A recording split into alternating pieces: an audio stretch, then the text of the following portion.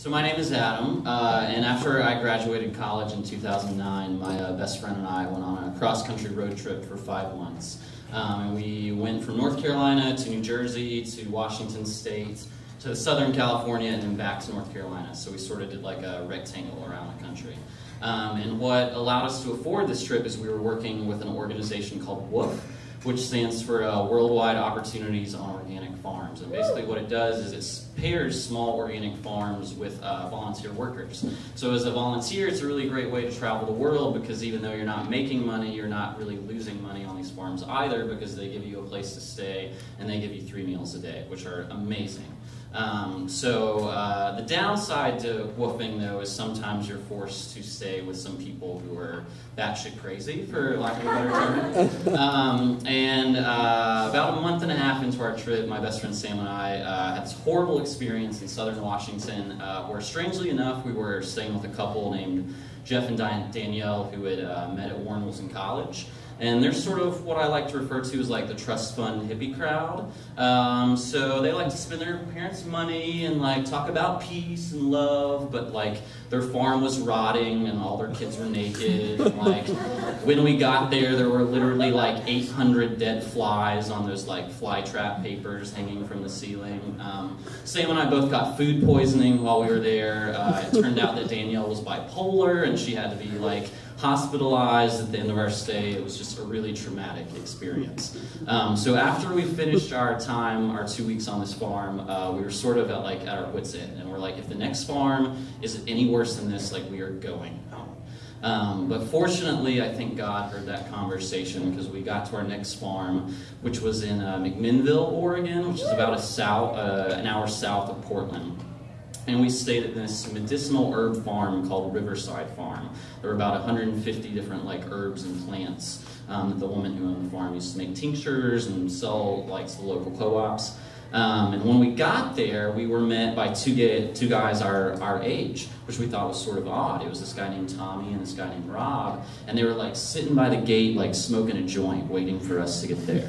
And they're like, hey guys, like this is gonna be a pretty chill week because like the farmer is like gone for the whole week, so we're just gonna like do whatever we want, which was pretty awesome. So we would like get up at the crack ass of dawn and we like painted this huge fence that was all around the property, and then in the afternoon we would just drink and cook and have amazing times. And Riverside was quite literally a paradise. It was an animal sanctuary for injured farm animals. So there were about 3 peacocks on the property, which would like fly up on the roof and like bellow to one another over this 10-acre property. There's this beautiful river along the back of the property. There were fruit trees everywhere, a cherry tree, grapes, pear tree.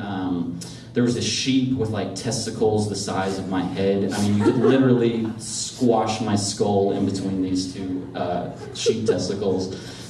We were staying in this 2-story barn. In the bottom of the barn was like a storage area, and then on top of the barn was like this incredible, like weird attic with this huge, almost like sacrificial table that you could kill someone on. Like there were all these doll houses in the barn and bird houses and all this weird tribal art. It was just a really, really fun place to be. So we had a great week, and then my best friend and I actually went up to Portland for the weekend and had a great time there, and we got back on a Sunday afternoon, and when we got back to this beautiful spaghetti dinner waiting for us in the kitchen, and Tommy was there, and Rob, and also Christina, who was Rob's girlfriend. And the reason they had cooked this dinner is because Jackie was getting back that night. Jackie was the woman who owned the farm. And they were like, we've got this great idea. Jackie's gonna be back in like 15 minutes, and she's gonna walk inside and see this beautiful dinner we made for her, and we're gonna scare her. So we like hid in the cupboards and the pantries, and we're like all, you know, on top of each other with all these mason jars and stuff. And Sam and I were sort of looking at each other because we hadn't met this woman yet. We were like, this is really a good idea. But before you knew it, we were just like jumping out and screaming boo, and my heart just like sank as soon as I did it because this woman is like 75 years old. Most of the farmers that we worked with were our age, in their 30s and their 40s. And this woman drops all her bags. She's like clutching her heart. I'm like, I've killed this woman. I don't even know her. She's been letting me stay at her house for a week. Like, what have I done? And it just gets worse at dinner because this woman is amazing. I mean, she immediately becomes one of the most profound people I've ever met. Not only does she have an original Salvador Dali painting in her bedroom, but also an original Pablo Picasso.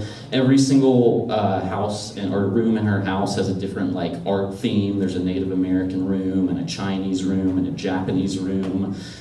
She quit her job when she was like 60 years old to start this farm, which I think is pretty baller for a single 60-year-old woman to quit her job to start her own farm. So I was in love with this woman.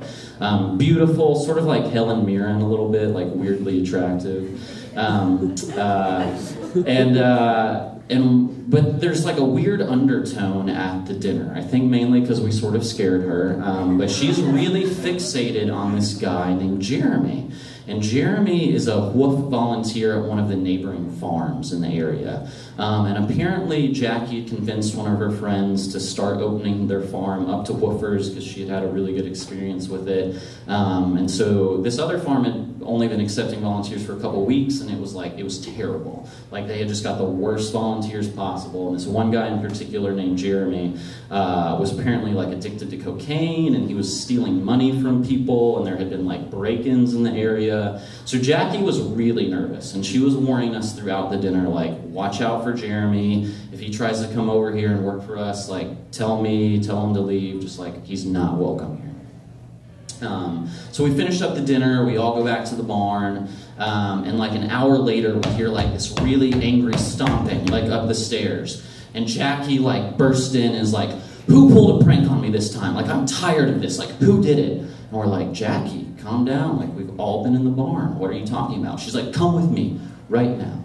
So we go back into the kitchen, and in the saute pan where we had made the pasta sauce, there's like this green goo, like sludge. It almost looks like the ooze from Ninja Turtles or something. Like this weird, sludgy paint stuff. And that's what she accused us of. She's like, who's cooking paint in my nice saute pan? Like, you have ruined it. And of course, Jackie has like a glass of wine in her hand because that was her job outside of the farm. She worked at a winery, so we just like had bottles and bottles of free wine while we were there. So she was always a little drunk, and we're like, you're just a little drunk, like nobody's cooking paint in your cookware, what are you talking about? And she is like really confused and really angry, and she was like pacing the kitchen, like huffing. She's like, this doesn't make any sense, like what is going on? And finally she's like, Jeremy did this. And she like rushes everybody out of the house. She's like, get out now, go outside. And this is like late October in Oregon, it's freezing. We're like, what are you doing, Jackie? And she's like, I bet Jeremy did this. Like, he's trying to get revenge on us because he's jealous that our farm is better than their farm. And so Jackie convinces herself that this green goo is like poisonous, and that he has snuck into her house while we were all in the barn and tried to release this poisonous gas into the air. And we spent a good like 20 or 30 minutes trying to like think about the logic of this and convince her that it's really totally nuts, and she's having us like check all the doors and locks and make sure the gate to the farm is like properly closed off. And so finally we convince her that like Jeremy has done nothing. And you know, with her glass of wine in hand, she's like, well, you know, the house is haunted. And it just snowballs from there. So she tells us about this Native American spirit that she's seen in several rooms of the house. And apparently he doesn't like it when a lot of people are there, and she's convinced he's malicious. So it gets to the point where we all, like all 6 of us, quite literally have like bundles of sage in our hands and are lighting them throughout the house. She teaches us this like chant to cleanse her house. And we're all just like, this is nuts. Like, what is going on? But we're all petrified by this point in time. And it gets to the point where when we all go to bed, we layer the stairs of the barn with like musical instruments, like tambourines and guitars. Because we're like, if Jeremy the crazy coke addict or like the malicious Native American spirit comes up the stairs to get us, then they'll just like knock the tambourine over and we'll hear it, and then we'll wake up and he won't kill us. Like, it doesn't make any sense. Okay, and so basically what I remember most clearly from this experience was waking up in the morning and being so ashamed. Not only of myself, but like everyone involved. Because we were sort of like slowly and awkwardly like taking the musical instruments off the steps and like nobody was talking to one another. I think because we were so ashamed of the fact that this little like kernel of paranoia had like led to such madness. So basically the lesson, and I cannot tell you where the goo came from to this day. My assumption is that drunk Jackie probably just left a Tupperware like sitting there and it melted, but no one knows. But the lesson of the story is do not scare a 75-year-old woman whose house you're going to be staying at for 2 weeks. It'll just lead to bad things. So, thank you.